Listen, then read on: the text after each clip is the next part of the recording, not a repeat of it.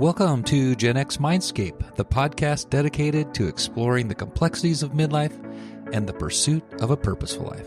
I'm your host and fellow Gen Xer Kyle, here to accompany you on this journey. Midlife is a phase of life that brings with it a multitude of changes and transformations. It's a time of reflection, growth, and rediscovery.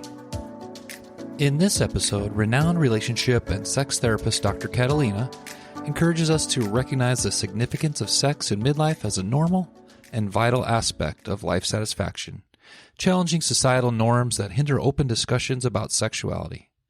In the first part of our conversation, Dr. Catalina and I discussed the challenges faced by individuals and couples during midlife, including hormonal changes, body image issues, and shifting relationship dynamics. In the second part of this episode, Dr. Lawsin shares invaluable strategies to enhance intimacy, communication, and sexual exploration in midlife. I'm excited to share this episode with you, so let's get to it. Today's guest is Dr. Catalina Lawsin, PhD, aka the Intimacy Doc. She's a licensed psychologist, professor, and researcher with a passion for authentic connections and genuine intimacy. With over 23 years of experience, she fearlessly advocates for breaking free from societal expectations and embracing our needs and desires. Dr. Catalina's recent article in USA Today about aging and sexuality was very insightful and perfectly aligned with the focus of my podcast. You can find her at The Intimacy Doc on TikTok and Instagram, or you can visit theintimacydoc.com. Welcome to the podcast, Dr. Catalina. So happy you're here.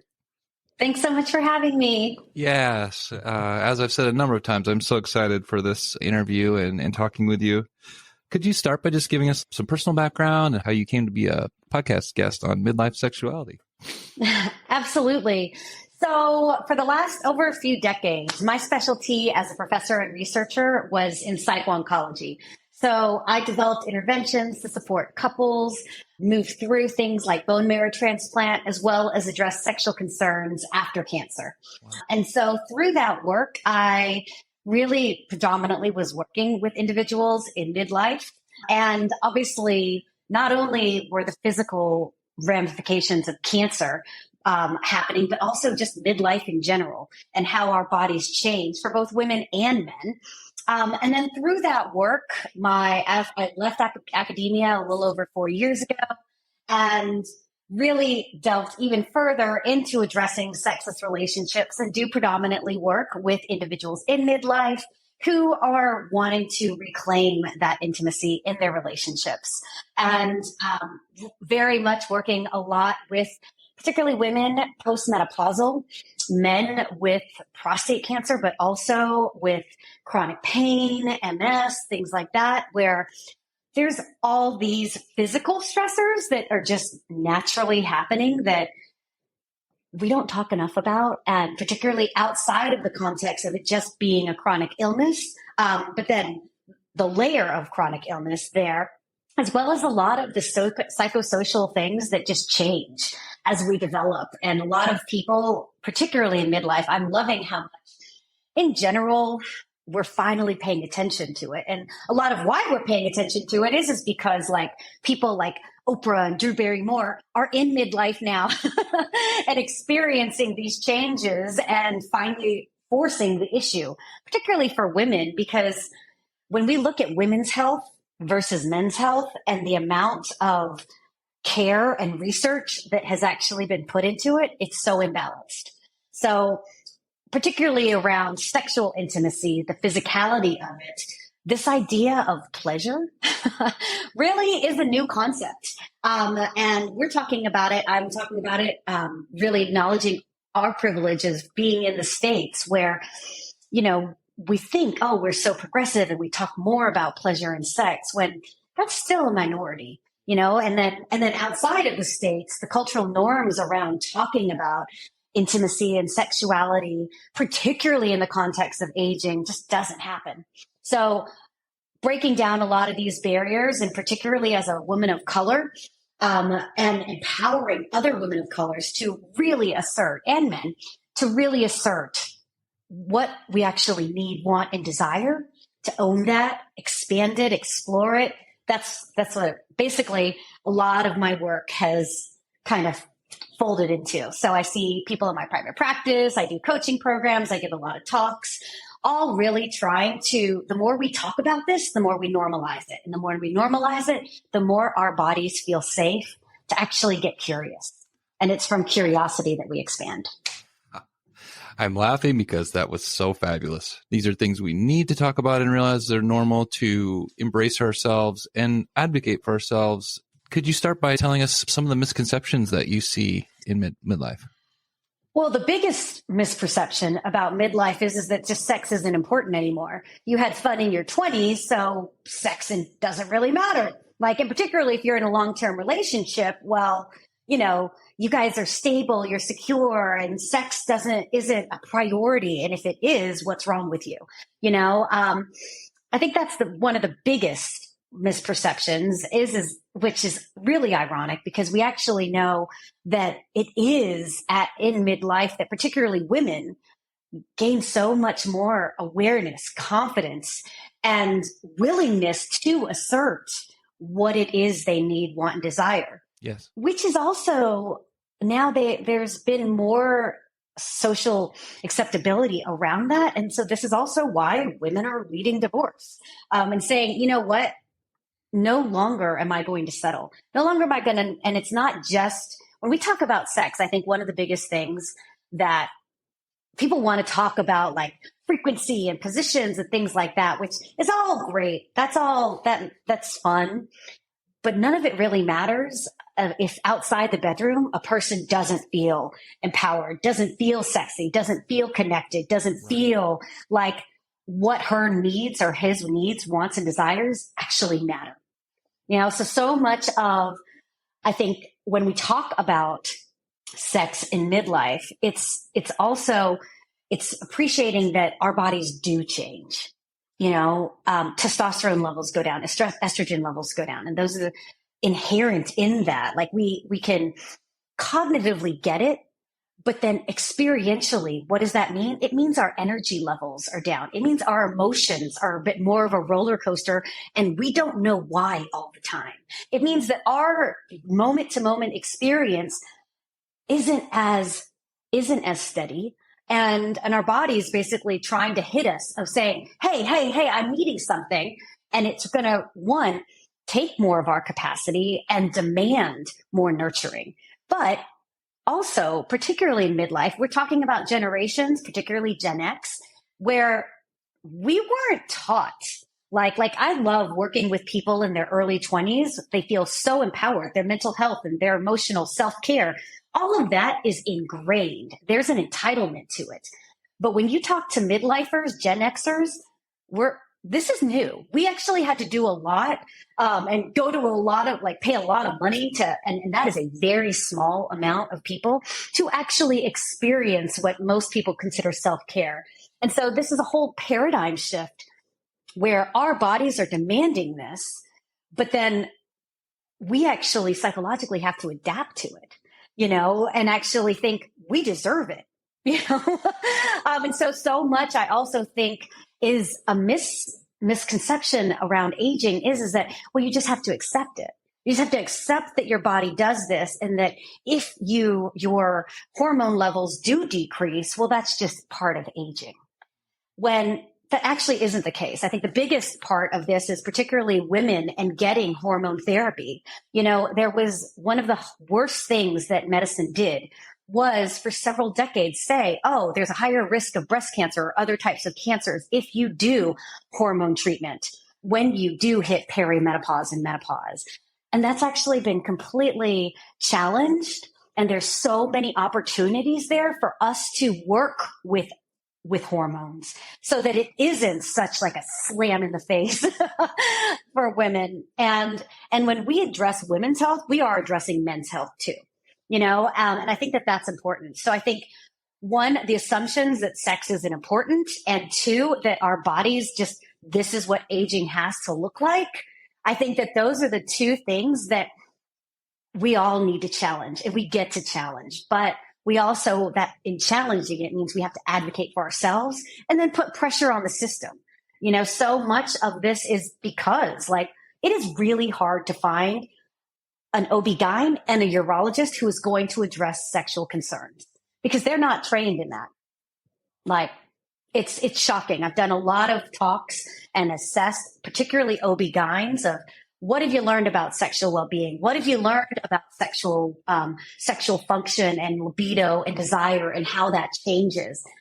And there's no formal training in residency and fellowship. And so when women, who are you supposed to talk to about this? Of course you talk to your OB-GYN. When the reality is that even I'm in LA and I work with people in Chicago and New York, there's very few specialists who actually know how to address this. That no wonder, even in your largest cities, if they can't get help there, where are they supposed to go? So where do they end up going? The internet. And there's just a lot of misogynistic and really poor stuff out there, that just, different. There's a lot of benefit in alternative medicines, but there's just a lot more marketing around things that are just going to be quick fixes rather than a holistic lifestyle treatments, and I do think that as we go into midlife, this is a developmental change that really needs to be embraced as this period that, one, there is no rush, even though people want to be like, everyone wants it to be how it was before, rather than embracing what it is now, and that makes sense. All of our culture is focused on being young, being fresh and energy, and particularly when it comes to sex, that's only for the young, so. Yeah, I love your perspective on it's really as an extension of yourself. And it's not just this separate part. It, like you said in the beginning, it's learning from your past. It's accepting what is. It's accepting who you are, but yet moving forward from that knowledge and that base to really flourish, at least in all aspects. Absolutely. And the bedroom is definitely a part of that. That shouldn't just be this blah on the side, right? Absolutely. I mean, I started and will reboot my podcast that's named Sex Marks the Spot. And so much of my research, and I am working on a TED Talk on it, but is the centrality of our sexual well-being. Sexual satisfaction has been shown to be such a strong indicator of overall well-being, physical, mental, and overall quality of life. And yet it's never assessed. But if we ask people one question, how sexually satisfied are you? One that normalizes that it matters. and when you think about what it would be like if your physician asked you that opens this whole other door into actually holistically getting to know you, holistically assessing what are your relationships like? How confident and empowered are you feeling to make health decisions? Because those same health decisions, and when we want people to be assertive with their bodies, that translates absolutely in every day. How assertive are you at work? How assertive are you with your family? How assertive are you with your kids? And all of these things that happen outside of the bedroom absolutely impact us inside the bedroom. And one of the things that I think is really important when we look at sexual well-being, and particularly we know that midlifers and beyond they're going to be the larger users of healthcare, because this is when chronic illnesses start popping up. That's right. And knowing that, we have to look at the systemic factors that unfortunately are hindering, and that's why it's just hindering people from actually getting multidisciplinary care, and so much of this is really heightening awareness that it exists. It's been existing for a long time. Like in cancer, literally for the last 15, 20 years, there's been guidelines of how can we provide both psychological, physical, and medical support, right? And incorporate PT, nutrition, and all of these things. It's mandated. And yet so many cancer survivors cancer patients still don't know these services exist. Insurance doesn't cover a lot of these services. And so it's talking also acknowledging that particularly in the States, how many systemic barriers there are that inhibit so much of our sexual well-being, and particularly in midlife, to actually be supported. So what happens? People aren't going to think, if they know that there's no help, why even why even get it assessed? If there's nothing you can do, then why even bother, right? Right. And if nobody's asking, so there's less likely for it to come up as well. Absolutely. I hear one word you're saying a lot is assertiveness. Yeah. I say a lot. I say it a lot. Well, but I love the way that you're saying it. It does. It goes across all aspects of yourself, in the bedroom and at your job and in your relationships. It's something that's necessary and, contributes to that you're getting your needs met. Absolutely. Well, and I teach my clients three steps: acknowledge, empathize, assert. Acknowledging what comes up in our body, what's happening, what sensations are we experiencing, because those sensations are emotions. And all emotions are memories from the past that our body has developed physiological reactions to, that we experience over and over. This is why pain, hurt, anger, frustration feels the same. And in turn, we have the same ensuing behavioral reactions. We get mad, we cry, all of those. So when we begin to first notice and acknowledge these, then we can begin to actually empathize, understand, well, yeah, that makes sense. Like, where is this coming from? And also, what am I doing now to begin to nurture that? So that then we can assert, what does my body need or want right now that I can give it? And generally it's just breath, sound, or movement. Those are the three ways our body wants to process emotion. And and it's already doing something, like it's already clenching. So when we exaggerate that, or when we're already breathing heavy, when we take deeper breaths, when we give our body an opportunity to actually process that emotion in the moment and assert that need or want, that builds our body's trust that, hey, you're going to take care of me.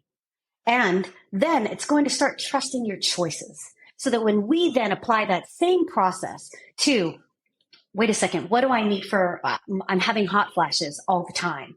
What do I need for this? Who can I go to? We can start to listen to our bodies and make more conscious, aligned choices that we can then assert and take action in. So much of this, when I talk about assertiveness, is alignment. Our bodies want to take action. That's what's empowering. It needs to take action. And I think that's the thing is that so many people, particularly in midlife and particularly in Gen X, so much of how we were raised was to suck it up, stay stuck. Right? And if you don't knuckle through it, if you don't just put it up, well, then you're weak. And that applied for women and for men. And so it's actually a bit hard because particularly and they're beyond midlife, but thinking about boomers, they get criticized for it, and so it's really nurturing that and understanding, well, shit, we've been trained to be like this for over 40 years. And now our bodies are saying, wait, and then you're seeing in social media all of these things that basically just make self-care it's just so easy, and just all you have to do is go to a yoga class or just do this breathing, which every single one of those is a choice that someone needs to assert. And to get there requires so many different steps that I think one of the biggest things that I hope your listeners really can appreciate is have compassion, because so many of the things that particularly in social media are just said, do this, do that, are every single one of them are actions that require a change. Yeah. And our body doesn't want to change because the way it's has been felt really safe, even if it's been really uncomfortable. Yeah, that's right. And I bet you run into a lot of people our age that becoming assertive is difficult for them. It's difficult to change.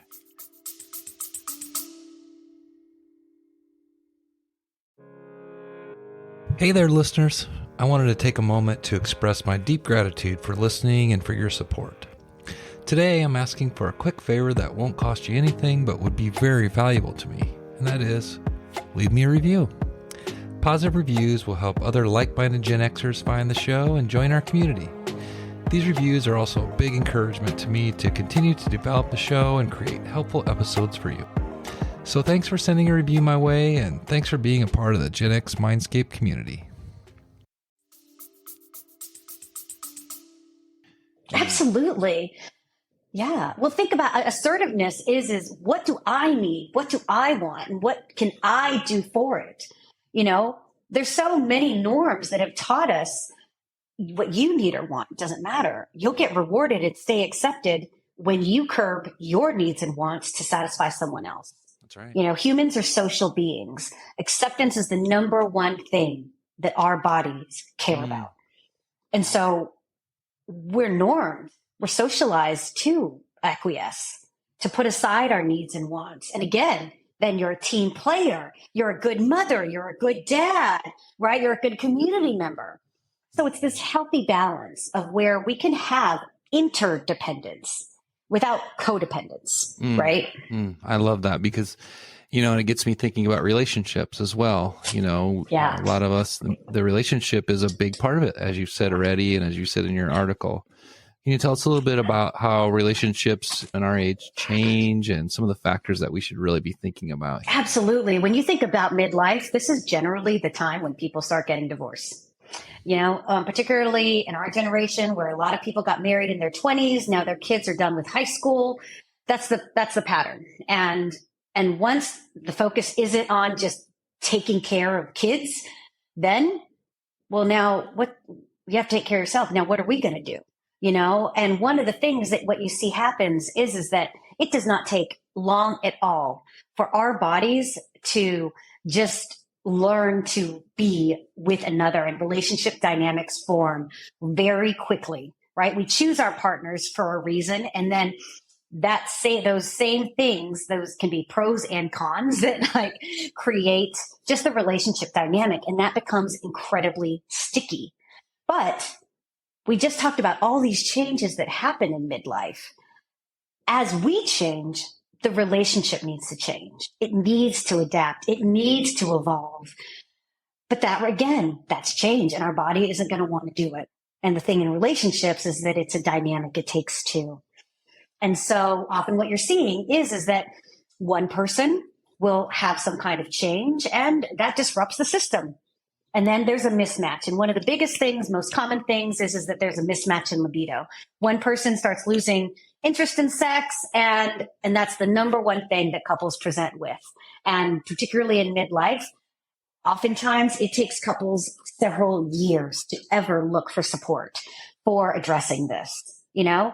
And so my number one thing I tell people is that, well, if you've been in a long-term relationship, expect that there's going to be a point where there is a mismatch, where one person wants less or more than you do. And that is absolutely natural. And that it doesn't have to stay that way. The relationship is demanding some shift. And that requires both people, you know. Both people don't typically come to the table at the same time. And so you start with one. And that person who is one is the person who identifies as it's a problem. Mm-hmm. I'm a big believer of, in relationships, it's whoever shit stinks less. They're the grounder. They're going to be the initiator, right? Because this idea of it's always going to be 50-50, it's always reciprocal, it's just not realistic. Right. Right. And it's actually leveraging that commitment, that love, leaning in on that. And saying, you know what, right now, I have the capacity. My shit doesn't stink as much. And so I'm going to feel this. I'm going to initiate that. Right. Because so much of when there is this mismatch, when there is that imbalance in relationships, man, that festers resentment.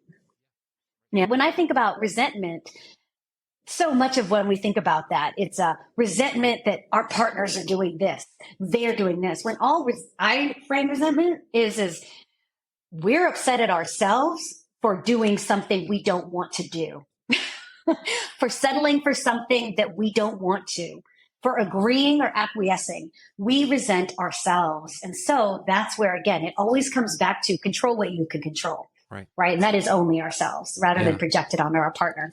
Exactly. I'd like to stay on that topic. You said that mismatched libido is probably the most common presenting, and I'm sure there's a lot of considerations for both sides of that. Can you tell our audience a little bit about, you know, where to go from that or ways to have that conversation? And well, first is absolutely like one, acknowledging it with compassion. So much of when there is a mismatched libido, it is pathologizing the person who no longer wants sex.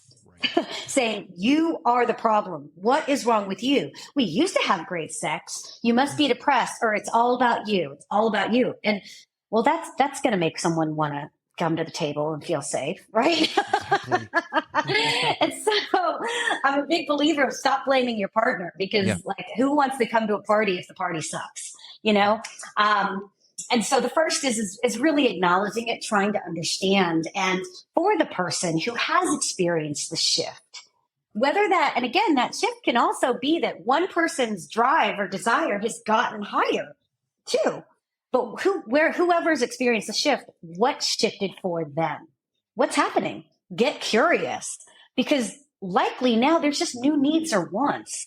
How can the relationship support that within the boundaries? And this is the thing is that I think in relationships, we come in them with, well, this is what we want. And I say that, but most people actually don't talk about what do we believe in? What are we going to, what do we share in our values around sex and around how we treat each other? How are we going to take care of our relationship?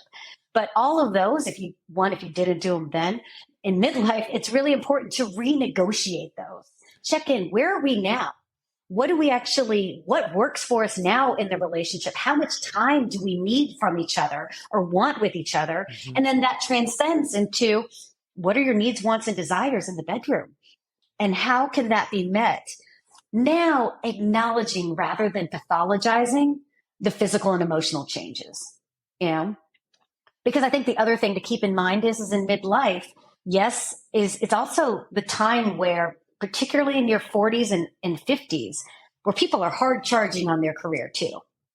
You know, they generally have more responsibilities. And so on top of any caregiving, but then on top of the caregiving of children, also now there's the caregiving of parents and family members, right? So across the board, and where does a lot of that, we know the burden often goes more to women. Yep. Right? It sure does. And so going back to your earlier question of also what's one of the assumptions around mismatched libido, the assumption is that it's generally the woman who has less desire.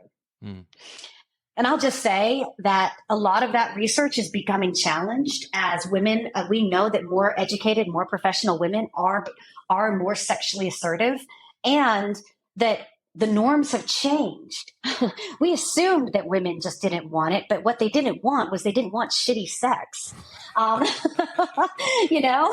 And so, again, I think one of the biggest things with the pandemic is you're not going to get ready and go out and make all these efforts if you're knowing it's not going to be that fun. And so we know when we think about desire is that desire can be responsive or spontaneous. And our brains need to be open to there being a reason for sex. But in long-term relationship, it really doesn't take very long for that sexual script to become, hey, I'm in the mood. Someone has, and I'm talking about hetero predominantly, but this is across all types of orientations and couples, is that next thing you know, it's, oh, I'm in the mood. There's a little kissing, regularly not foreplay. And then you just go straight to intercourse. And then maybe if you're lucky, it's 5 minutes. Well, who the hell wants to keep you around for that party? It's a shitty party. Let's just keep it real. But that's actually the majority of sex that's happening out there. And, why would you get excited for that? Exactly. When we're this age, we have our patterns, but it's really now saying, oh, okay, now I get a chance to think about what I really want and what I really want this to look like now that we're in a different phase. And that sounds really like what you're advocating, your clients and for people to do is to rethink it, to communicate and really grow from your own experience and be open to exploring and making the most of what we have now.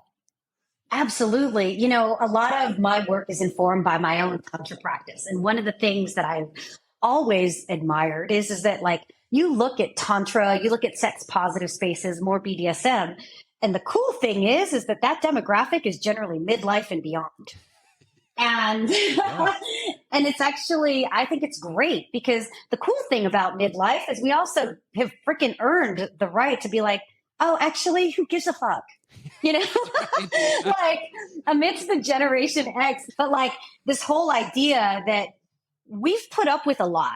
We've had to like do a lot of things. So, and at this point, that built up our confidence. That built up like, well, you know what? I can tolerate a lot and I am going to assert my own needs and wants and desires. That's right. So when it comes to sexuality, who gives a shit anymore? Like, right? Like, I mean, it's what you want to do with your body. It absolutely is your choice at this point. And the good thing about midlife is that people aren't worrying about pregnancy. But I do think that that's one of the things that in midlife we've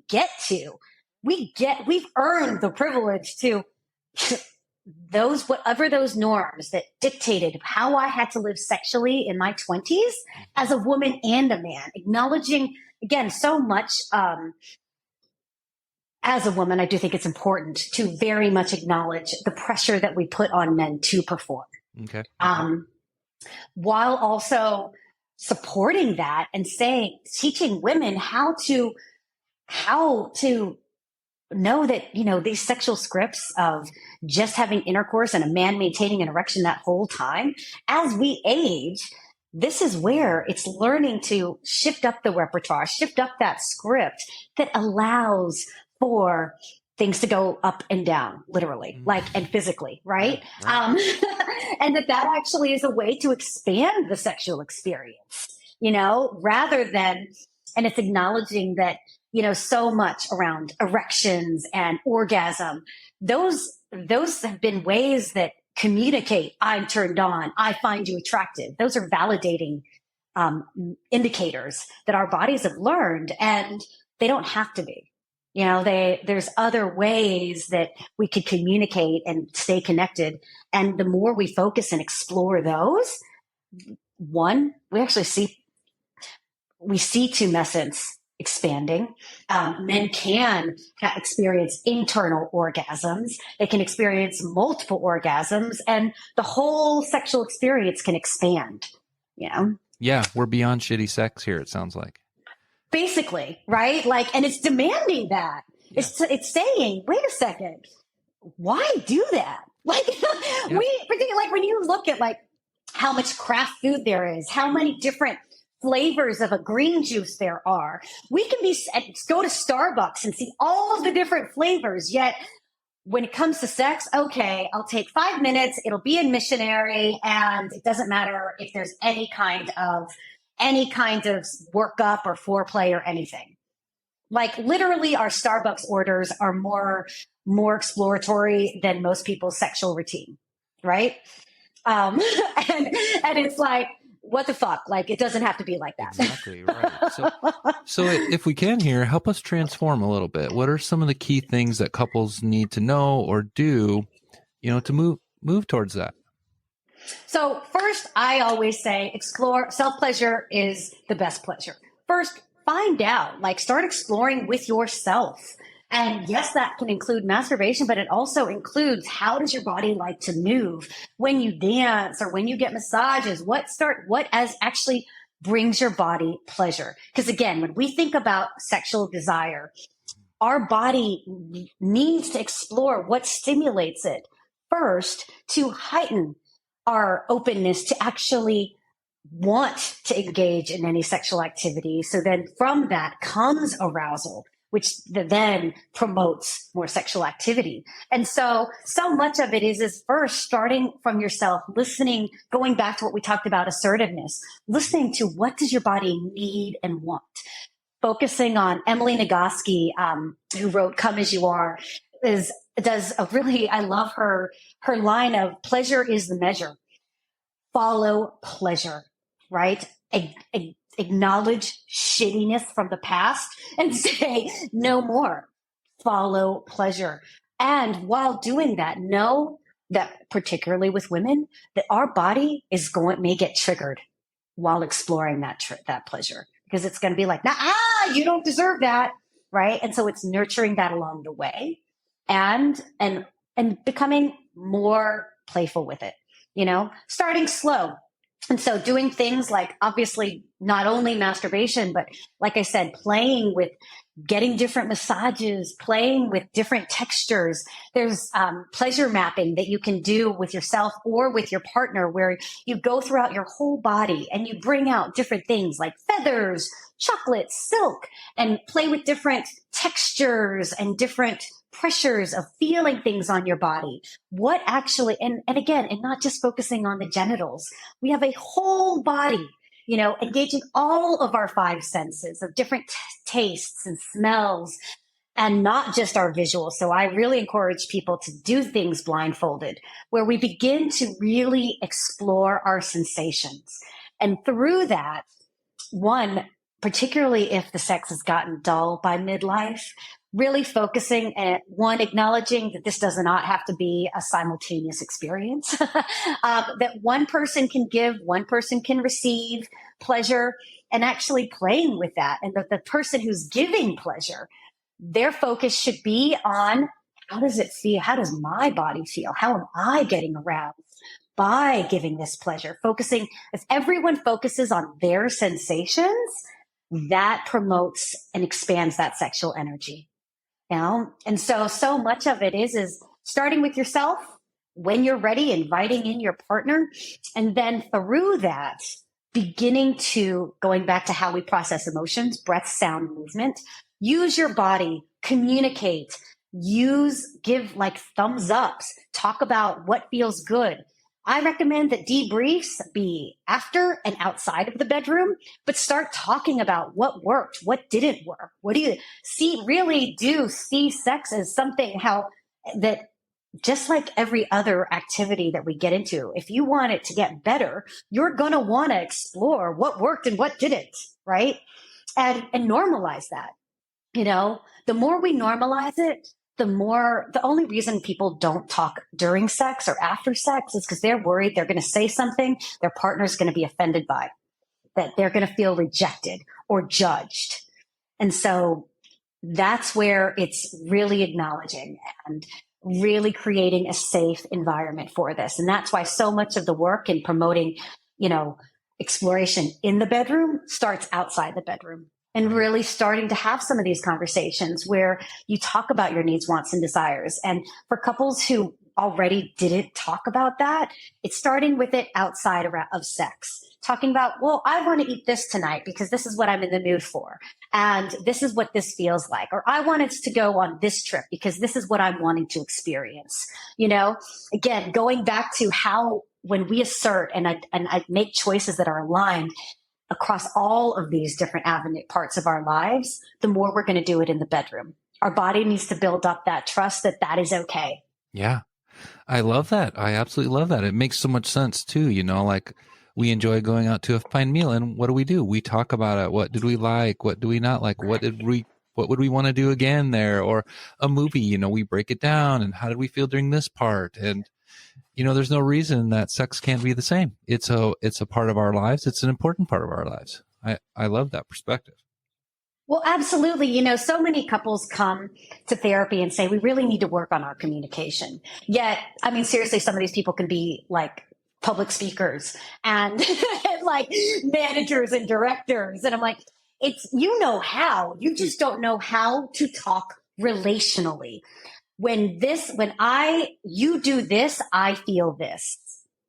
And that's the biggest difference. So it's actually becoming, and because we do talk about, the food and what we're doing, because that's not the other person. Yeah. Remembering that it's the relational component that our bodies are most threatened by.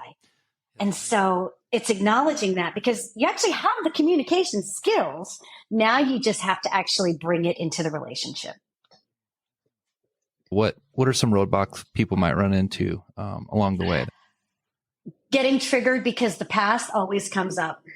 And as much as couples are like, oh, let's do this, it is acknowledging that those dynamics have been there for a reason. And again, and those dynamics, particularly when you begin to talk about like how attachment very much affects our relationships, those really need to be nurtured along the way, right? And so what will often happen is that couples will come into therapy and they'll be like, they'll get a lot of relief of finally I get to talk about this. But then, and it's an understanding of, okay, yeah, now we want to know, now we know. And so now we're going to do something. But it's appreciating that, one, now you do know, now it has been talked about. And so your body can't unknow that. And so while your body wants to unknow it, that's where all of those past things that have supported the unknowing may come up, right? And so much of this is I tell patients they need to have, their body wants control, predictability, and consistency for long-term change. And so it is appreciating this is not a linear process. It is appreciating that when you hit these roadblocks, one, anticipate it, that's normal. And it is how you move through it and beyond it that matters. It does not matter if it happens. It's going to. It's more, okay, now what do you want to do with it now? And the more you get to have more of those reparative, expansive, shared experiences, God, then that brings the relationship to a whole new level. Yeah. And I think the biggest thing when we talk about relationships and sex and midlife is again, gosh, this is an opportunity for you get to create it. We get to co-create relationships to be exactly what we want them to be. Yeah. Open communication and acceptance are so important. What about body image and aging?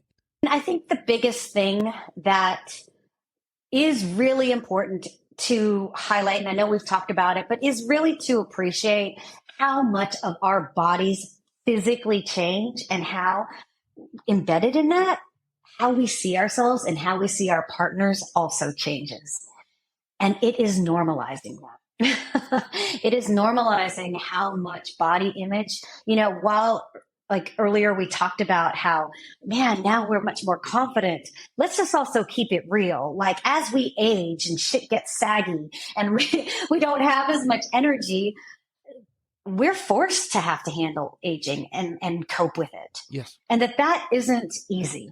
And that's also where new insecurities that we thought we got over in our 20s may pop up, and it's nurturing those, right? And particularly like when our hormones are changing so dramatically, the emotional toll of that change, I think really needs to be nurtured, and so it's appreciating that there's all of these things happening and colliding at once. That's a lot to cope with.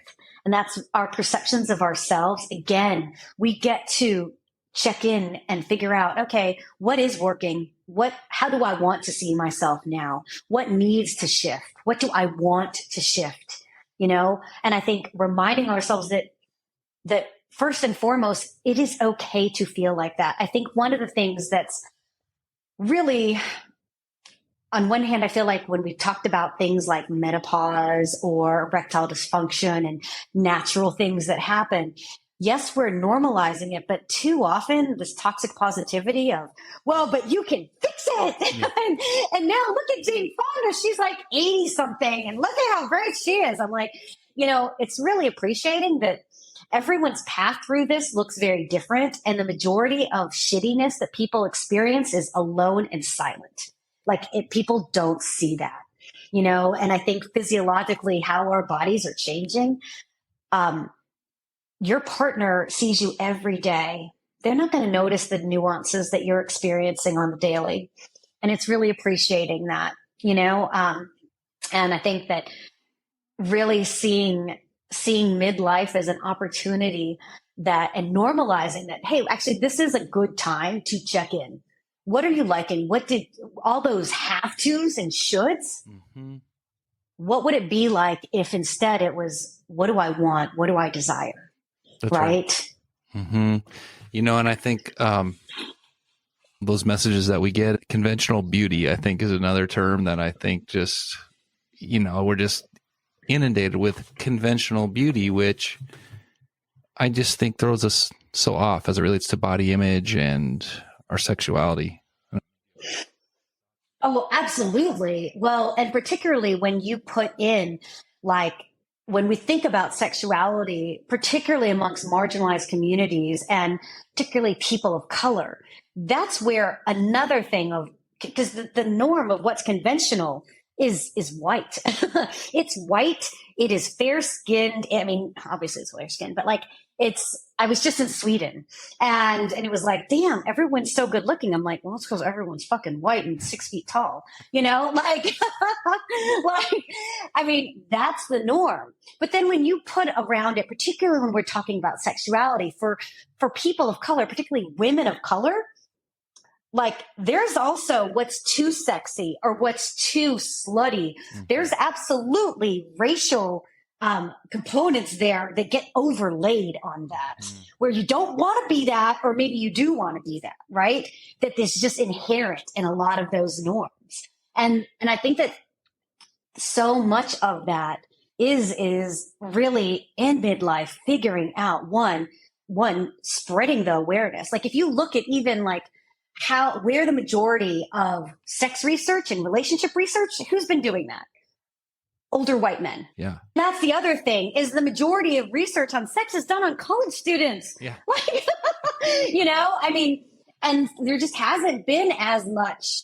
I mean, NIH hasn't funded like extensively sex research in a long time. Mm-hmm. A lot of these studies are, the reason there are no college students is because they're free subjects. And then you have a PhD student running the study, I mean, so it's appreciating that what we are learning about sexuality is growing. But then it's also knowing that like where the priorities in our healthcare and research aren't necessarily following that demand. Right. Mm-hmm. But definitely those norms of what beauty are and how someone should appear sexually. This is where so many women of color are hypersexualized. As an Asian, absolutely. Mm-hmm. Like the amount of hypersexualization. I mean, that's what fostered Atlanta and all the killings there. And it is acknowledging that when we go back to assertiveness, the number one thing our bodies need to feel, to assert, is safe. And when we live in a world that constantly is not safe, mm-hmm. then you can be the most confident person and have so much success, but you can walk out your door and your body can be threatened. And particularly for women, that is absolutely the reality, like absolutely. I've lived in New York, DC, Chicago, and the most threatened I've been chased and followed and called Chinese whore here in Santa Monica, California, in this small beach town. And why did that happen? Because of all the whole Chinese virus, like all of this Asian hate was the most intense I've ever experienced it, and those are realities. I couldn't walk my dog at night, so much of when we talk about these norms, it's really appreciating also the social climate in which people are existing. Again, how we feel safe outside the bedroom impacts how we are going to feel safe inside. Mm-hmm. Yes, that's a super important point. And so thank you for bringing that up. Yeah, no, for sure.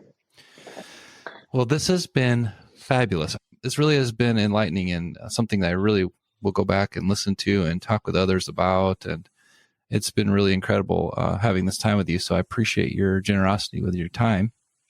Well, thank you so much for actually really, for your podcast in general and to creating this space where we can talk about these things. It hasn't always existed. So it's great that you're doing this. I'm dedicated to continuing on with this, and people like you are inspiring to keep going with it, because I think this will help a lot of people, including myself. So yeah, hopefully so, for sure. Before we head out, if people want to get in touch with you, tell us again where they can find you. Absolutely. So I'm the only Catalina Lawsin, SIN, in the world, because I'm pretty Googleable. But you can follow me on TikTok or Instagram at The Intimacy Doc, or you can go to my website, theintimacydoc.com, and reach out. If there's any support I can provide directly, feel free. I do therapy in California, Illinois, New York, but I also have a lot of coaching programs that specifically deal with sexless relationships and for individuals as well as couples. And if I can't help you, I am always happy to answer questions and refer you to people who can. Wonderful. I'm so happy to hear that. So once again, thank you, Dr. Catalina, and thank you so much for your valuable time and your insights. It's been a real pleasure. Thanks so much for having me again, Kyle. I hope you found my conversation with Dr. Catalina Lawsin as captivating and enlightening as I did. As we navigate through the uncharted waters of midlife, let's challenge societal norms and embrace the importance of good sex as a normal and healthy aspect of life satisfaction. Dr. Catalina's wisdom reminds us that sexual fulfillment is interconnected with our overall well-being and plays a significant role in our midlife flourishing. Thanks so much for listening today. If you enjoyed this episode, I'd be very grateful if you would subscribe and share it with your friends who might also find today's discussion helpful. So until next time, keep exploring, stay curious, and stay true to yourself.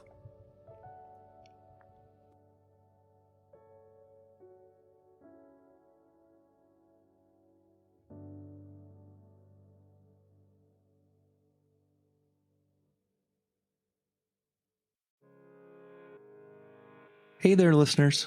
I just wanted to take a moment to express my heartfelt gratitude for listening to this podcast. Your support and feedback keep me motivated to continue growing and crafting episodes that are meaningful and helpful for you on your journey. That's why I'm inviting you to join our Gen X Mindscape community page on Facebook. It's a great space to share your feedback on the show, suggest future episode topics, or simply connect with fellow listeners. Also, don't hesitate to leave me a voice message over at genxmindscape.com by clicking on Leave a Voice Message at the top of the page. Whether you choose to remain anonymous or provide your name and email, it's entirely up to you. Once again, thanks so much for listening. I'm definitely looking forward to hearing from you.